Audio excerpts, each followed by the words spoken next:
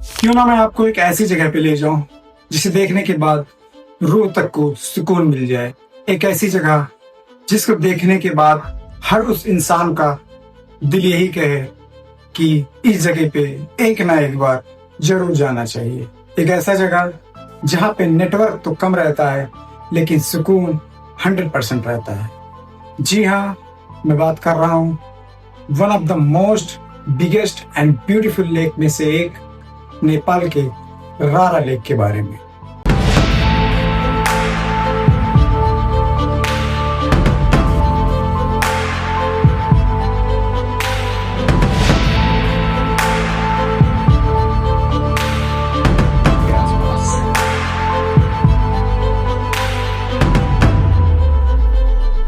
Hello दोस्तों, मैं हूं कबीर खान और आप देख रहे हैं बाइकर कबीर चैनल।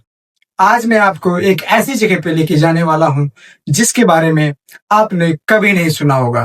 ये बहुत ही रिमोट एरिया है जिसको कहते हैं रारा लेक। जी हाँ, ये लेक नेपाल के सबसे ज्यादा फ्रेश वाटर का लेक भी माना जाता है और इस लेक की खूबसूरती तो आपने पीछे वीडियो में देख ही लिया। तो बात करते हैं कि हमें रारा लेक अगर जाना होगा तो कैसे कैसे जाना होगा। अगर आप बाइक से जाना चाहते हैं तो हमें किस किस रूट से होकर जाना पड़ेगा, क्या क्या जरूरत का चीज ले जाना पड़ेगा और कौन कौन से डॉक्यूमेंट्स और क्या क्या कागजात लगेंगे। तो सबसे पहले मैं बता दूं, अगर आप इंडिया से हैं और इंडिया से रारा लेक नेपाल जाना चाहते हैं तो आप सबसे पहले आ जाइए। बहराइच में पड़ता है रुपईडीहा नेपालगंज बॉर्डर। ये बहुत फेमस बॉर्डर है जो कि आपके लिए सबसे करीब में पड़ेगा। एंट्री फ्री होता है, इंडियंस के लिए एंट्री फ्री है, कोई वीजा की रिक्वायरमेंट नहीं है। आप एंट्री करिए, उसके बाद आप बनवाइए भंसार, जो कि हर वीडियो में बताता हूँ। नेपाल अगर आप इंडिया से जा रहे हैं तो आपको बाइक का भंसार बनाना पड़ता है। अगर आप फोर व्हीलर से हैं तो फोर व्हीलर का भंसार बनवाना पड़ेगा। भंसार बनवाने के बाद आप ले लीजिए सिम कार्ड और अपने बजट के हिसाब से करेंसी एक्सचेंज करवा लीजिए। और करेंसी एक्सचेंज इसलिए करवा लीजिए क्योंकि नेपाल में हर जगह यूपीआई का व्यवस्था नहीं होता है, इसलिए कैश ही कैरी करना बहुत जरूरी हो जाता है। दोस्तों, अगर आप बाइक से जा रहे हैं तो आप अपने पास बाइक का आरसी, इंश्योरेंस और ड्राइविंग लाइसेंस जरूर लेके जाइए। साथ में पैन कार्ड, आधार कार्ड वगैरह ये सब डॉक्यूमेंट्स भी रख लीजिए। तो फाइनली आप पहुंच गए नेपालगंज और नेपालगंज से आपका सफर शुरू होता है। यहाँ से आपको पहाड़ों वाला व्यू मिलने लगेगा, आपको नेपाल की खूबसूरती का एहसास होने लगेगा। आपको ये दिखने लगेगा कि वाकई में नेपाल कितना खूबसूरत है। और ये तो अभी शुरुआत है। सबसे पहला डेस्टिनेशन जो आपको लगाना है गूगल मैप पे, वो लगाना है सुर्खेत का। जी हाँ, नेपालगंज से सुर्खेत 250 किलोमीटर के अराउंड पड़ता है, जिसको आपको पहले दिन कवर करना है। ये पहाड़ों वाला रास्ता है तो इसलिए आपको पूरा दिन लग जाएगा। नेपालगंज से सुर्खेत का जो रास्ता है उसकी जो कंडीशन है वो काफी अच्छी है। मतलब कई जगह हाईवे हैं और वन वे रूट भी है, लेकिन क्या है, रोड अच्छा बना है वहां तक, तो आप इजिली सुर्खेत तक शाम होते होते आप पहुंच सकते हैं। एक चीज और देख लीजिएगा, आप नेपालगंज में हो सके तो फ्यूल डलवा लीजिएगा। हो सके क्या आप जरूर डलवा लीजिएगा, क्योंकि नेपाल में क्या है, हर एरिया में फ्यूल टैंक, पेट्रोल पंप नहीं मिलता है, इसलिए आप थोड़ा अपना एडवांस व्यवस्था करके रखिए। तो जैसे जैसे आप सुर्खेत की तरफ बढ़ने लगते हैं वैसे वैसे आपको ग्रीन माउंटेन्स, पाइन ट्रीज और एक पतली ठंडी सी हवा आपके शरीर को छू के जाती है। तो जैसे जैसे आप सुर्खेत की तरफ बढ़ने लगते हैं आपको रास्ते काफी हरे भरे लगने लगते हैं।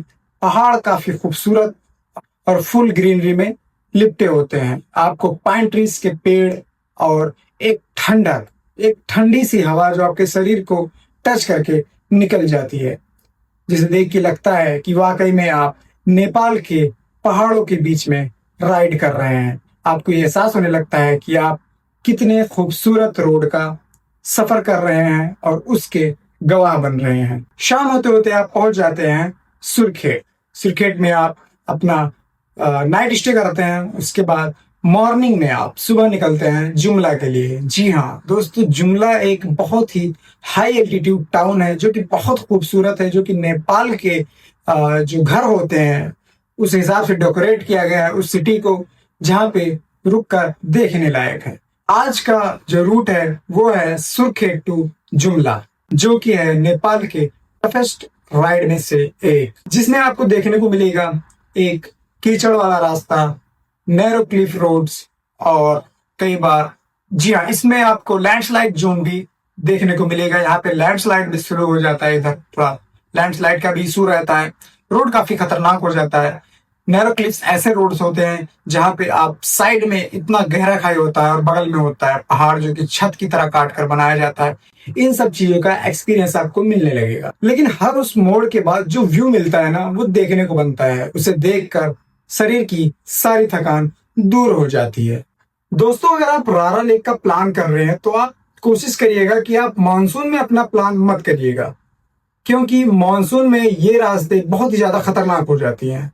आपको मैं बता दूं, मार्च, अप्रैल, मई और सितंबर, अक्टूबर, नवंबर ये सबसे बेस्ट मौसम होता है नेपाल के किसी भी एडवेंचरस राइड के लिए, क्योंकि इस मौसम में बारिश कम होती है और ठंड भी कम रहता है। इसलिए इस मौसम को ज्यादातर राइडर्स प्रेफर करते हैं कि हम इस मौसम में बाइक राइडिंग करें, वो भी नेपाल में। अब जो है आगे का सफर वो काफी हाई एल्टीट्यूड वाला होने वाला है। अब हम करीब 3000 मीटर के एल्टीट्यूड के आसपास पहुंचने वाले हैं, जहां पे आपको ब्रीथिंग इश्यू और बॉडी सिकनेस और डिहाइड्रेशन वगैरह इन सब दिक्कतों का थोड़ा थोड़ा सामना करना पड़ेगा, क्योंकि ये जो आप सफर कर रहे हैं ना, धीरे धीरे आप काफी हाई एल्टीट्यूड पे जा रहे हैं।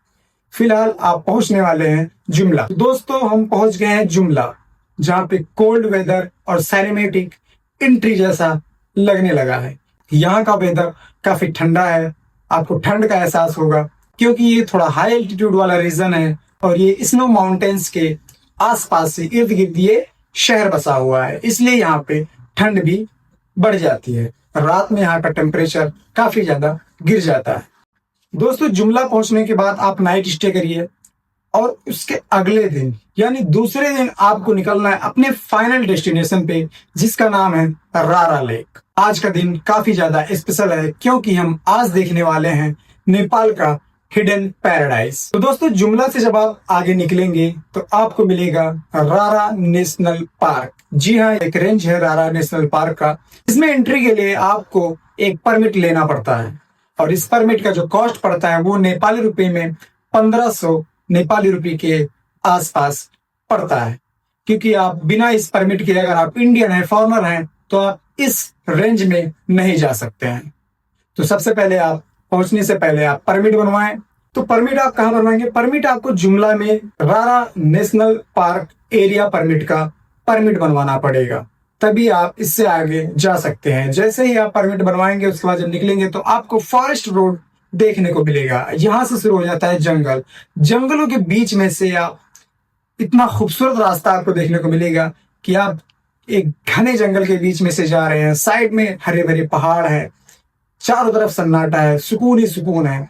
और उसके बाद जब आप काफी देर तक ट्रेवल करते हैं, राइड करते हैं, उसके बाद आपके सामने होता है द ब्यूटीफुल रारा लेक, जो कि है नेपाल का एक बिगेस्ट फ्रेश वाटर का लेक, जिसकी खूबसूरती देखने को बनती है। यहाँ लोग काफी दूर दूर से, कई देशों से लोग सफर करके और कड़ी मेहनत करके, काफी खतरनाक रूट्स का सामना करके, रिवर क्रॉसिंग करके, कई बार गिरते हैं, पड़ते हैं, डेंजर जोन में जाते हैं, लैंडस्लाइड का सामना करते हैं, उसके बाद पहुंचते हैं रारा लेक। और जी हाँ, जब आप रारा लेक को देखेंगे तब आपको पता चलेगा कि लोग यहाँ पे क्यों आते हैं।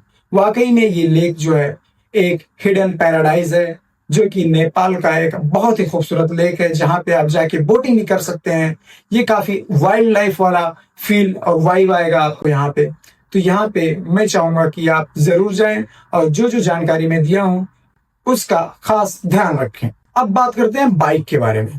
बाइक दोस्तों, आप 200 सीसी से प्लस यानी क्लासिक 350, हंटर 350 या फिर RS 200, पल्सर, कोई भी गाड़ी आप लीजिए, लेकिन ध्यान दीजिए कि आपकी जो बाइक है वो 200 प्लस सीसी की होनी चाहिए। बाइक जब आप ले लेते हैं तो उसके साथ ही अपने पास रखिए एक ट्यूबलेस पंचर इक्विपमेंट, कि कैसे आप पंचर बना सकते हैं। उसकी जरूरत पड़ेगी आपको। कई बार क्या होता है, पंचर हो जाता है तो आपको खुद ही बनाना पड़ता है, क्योंकि पहाड़ों में हर जगह दुकान नहीं मिलेगा। इसलिए आप ये चीज अपने साथ जरूर रखें। अपने साथ थर्मल ले जाइए, ठंडक के कपड़े ले जाइए, जैकेट ले जाइए, ग्लव्स, सॉक्स और गॉगल्स और अच्छा सा कैप, ये सब भी अपने साथ कैरी करिए। एक बॉटल कैरी करिए, अपने साथ पावर बैंक ले जाइए, एक रेनकोट ले लीजिए और काफी अच्छे से अपने सारे इक्विपमेंट्स और सामान को कैरी रख के लेके जाइए, क्योंकि ये सब चीजों की काफी ज्यादा जरूरत पड़ने लगती है। और एक चीज, आप जुमला में पेट्रोल डलवा लीजिएगा, क्योंकि जुमला से आगे आपको पेट्रोल नहीं मिलेगा और ये काफी जंगल वाला रास्ता है, इसलिए आप एडवांस में अपना व्यवस्था कर लीजिए, क्योंकि रास्ते में आपकी अगर तेल खत्म हो गई तो आपको कहीं कुछ नहीं मिलेगा। इसलिए आप पहले से ही तेल का टैंक फुल करवा लीजिएगा। लंच आप जुमला में कर सकते हैं।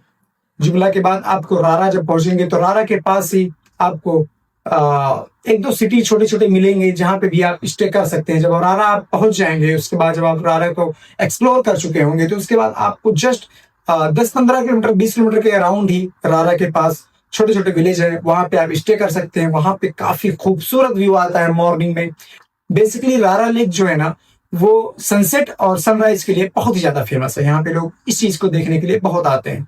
तो ये था रारा लेक का एक छोटा सा इंफॉर्मेटिव वीडियो। अगर आपको अच्छा लगा हो तो आप मुझे सपोर्ट करिए और सब्सक्राइब करना मत भूलिएगा। साथ में बेल आइकन भी जरूर दबा दीजिए, ताकि और भी मैं राइडिंग के अच्छे अच्छे डेस्टिनेशन वीडियो मैं आपको प्रोवाइड करता रहूं।